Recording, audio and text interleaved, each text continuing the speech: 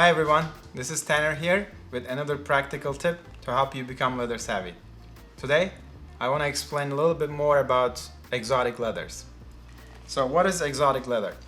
Exotic leather is coming from animals that are outside of cows, sheep, and goats, the most commonly used leathers out there. They usually have a very distinct natural pattern, grain, or look. That's why they're desired and looked after. Most important point when you're looking for or shopping for exotic leathers is to pay attention how they're harvested. So these are very rare kind of leather crafts that you will find in the market.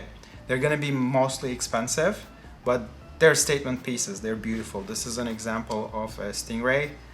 We have a few more options here, like sharks and crocodiles, ostriches, snakes. These are all other examples of exotic leathers.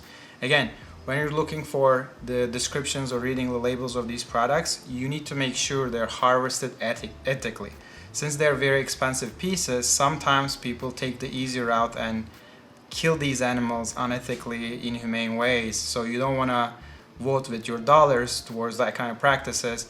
All you need to do is make sure the leather is coming from a traceable, licensable, and humane source, so you can be comfortable when you're using your exotic leather crafts.